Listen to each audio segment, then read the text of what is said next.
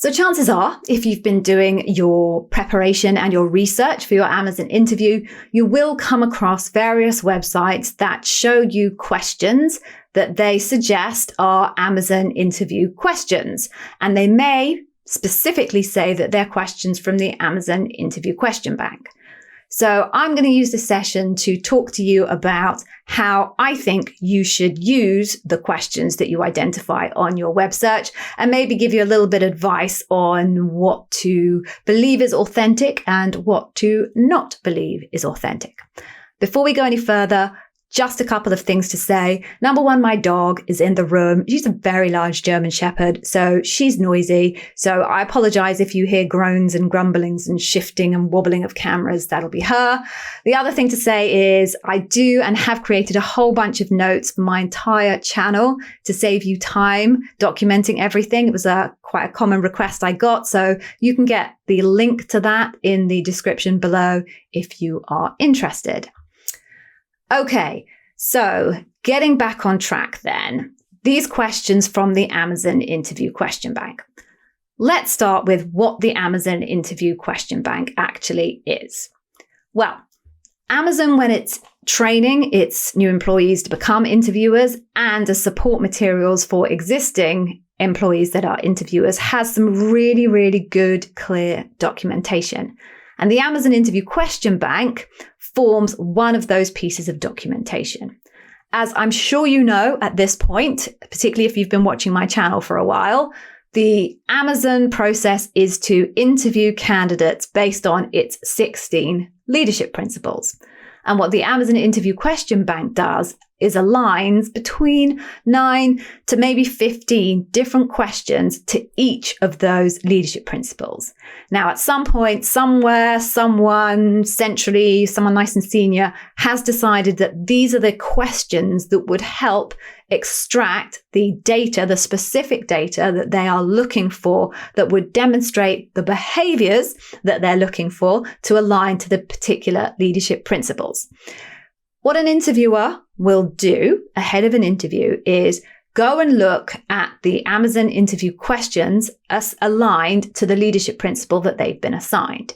Now, they may have been assigned that leadership principle completely randomly by the recruitment team, or maybe the hiring manager has particularly asked that they are given that leadership principle because they believe that they are particularly good at interviewing for that. I always got dive deep. It's my favorite leadership principle.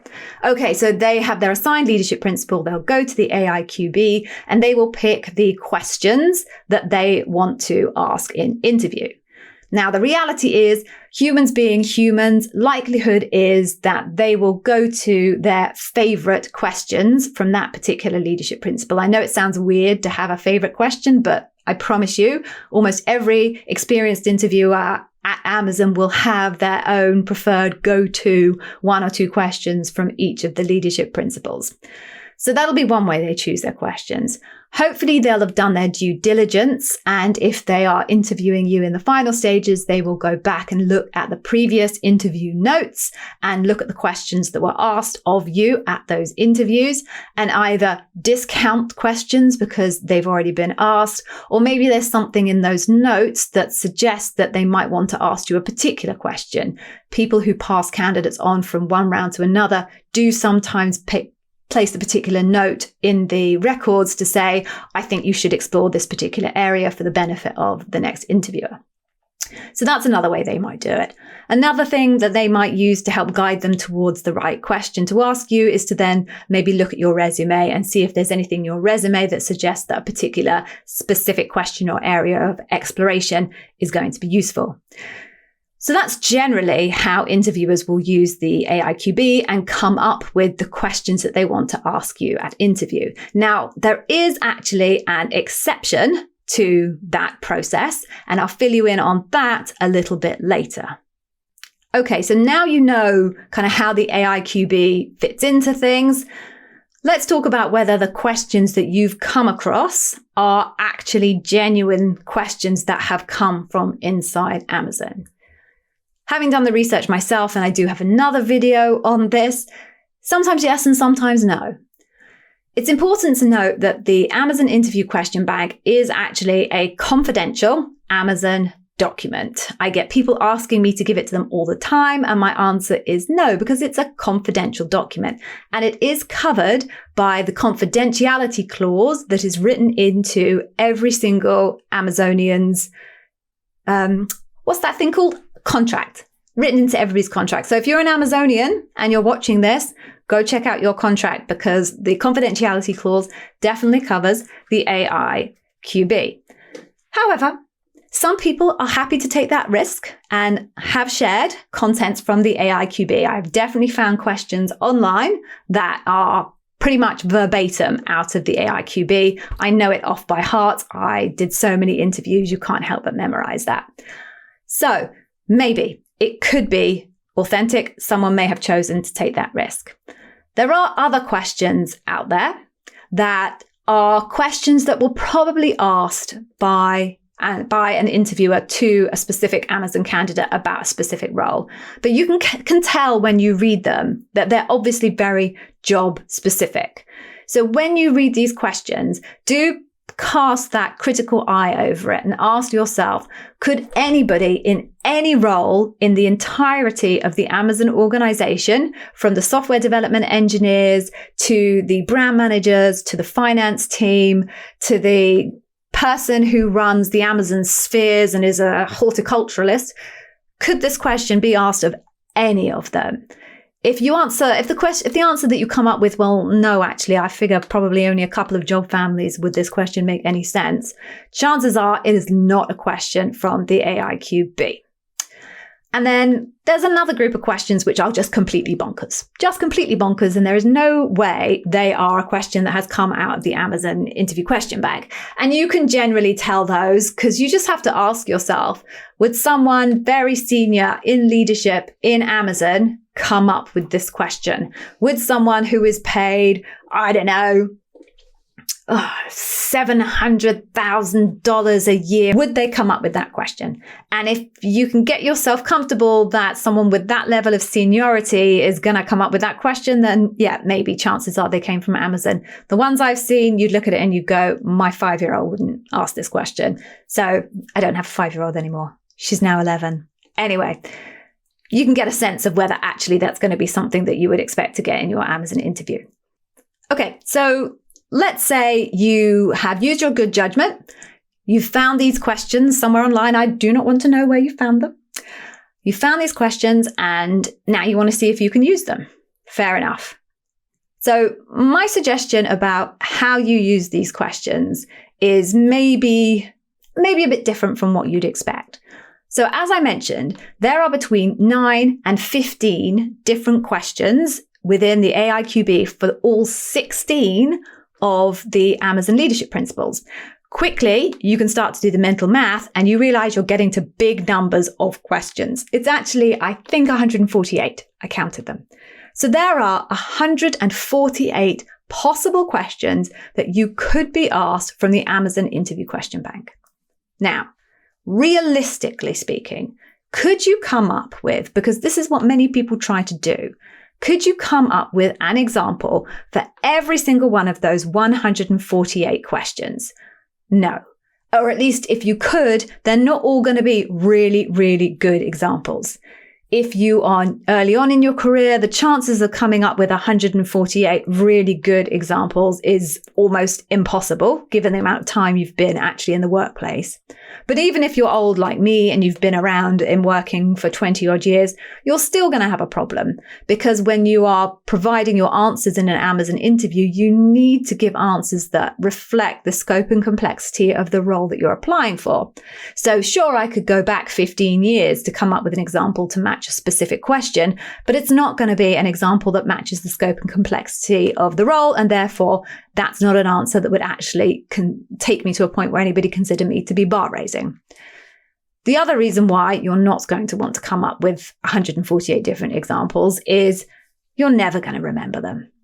And maybe there are some of you out there with incredible photographic memories, but I mean, I can barely remember my children's names. So the reality of anybody really recalling 148 different examples to the level of depth and detail for the behaviors that they are looking for in your examples is really, really remote. So given my recommendation is not to try and create examples for every single one of them, then how, I hear you ask, Gigi, do you consider these things to be useful? All right, so they can be incredibly useful. This is how. The first thing you need to do is obviously know the leadership principles, right? That is absolutely the foundation of the hiring process. So you have to know and understand them. And if you hang around until the end, I've got a great freebie that will help you do that. So you have to know the leadership principles. Second thing then you need to do, and I will tell you this, but any other interview coach will tell you the same thing. And in fact, any other Amazonian will tell you the same thing, which is you need to find really strong examples from your career history. I may be telling you something you know already, but just bear with me. You then need to align those examples to the leadership principles. Really, you want to have 2 examples per leadership principle. Now there's 16. That's even more of a challenge, but you really want 2 examples per leadership principle.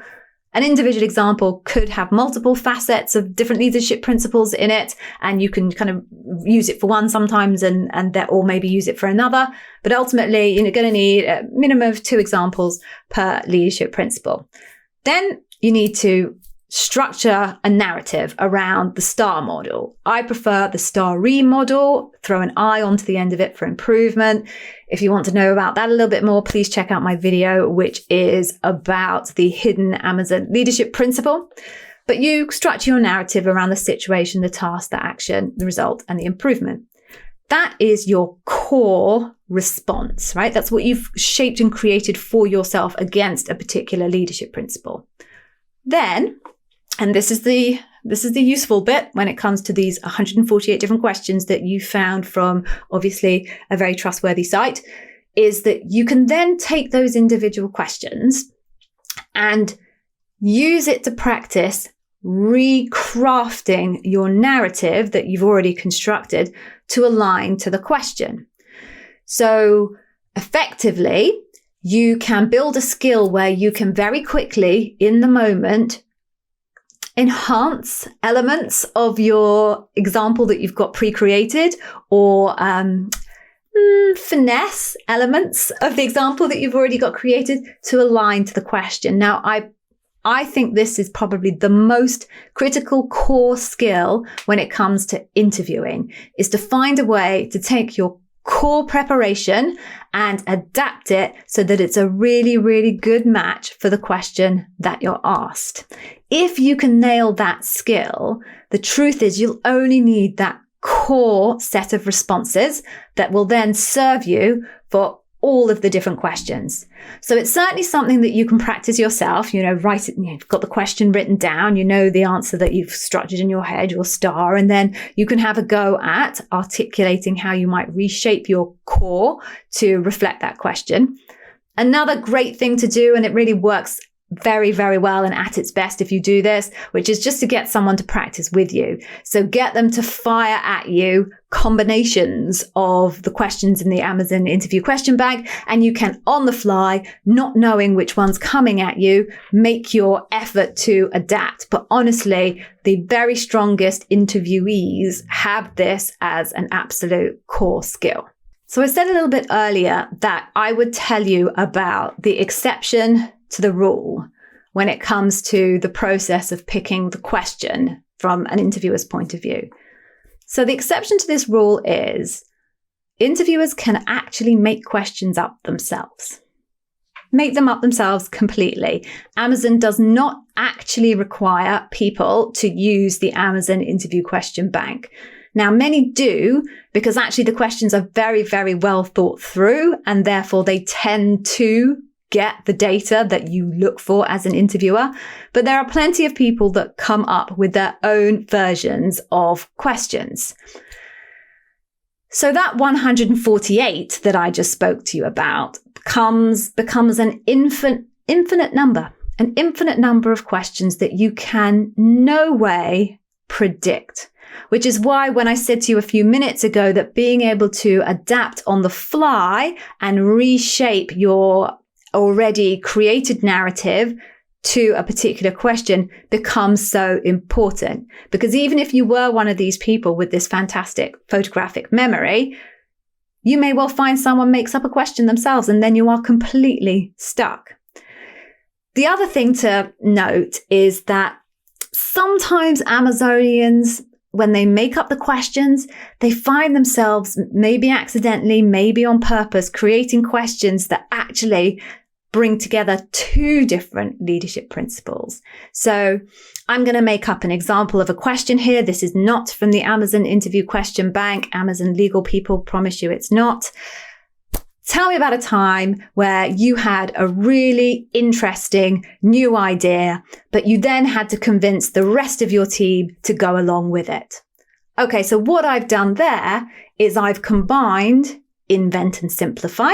Tell me about a time where you had a new, really interesting idea. And I've also combined earn trust. And you had to get the rest of your team to go along with it.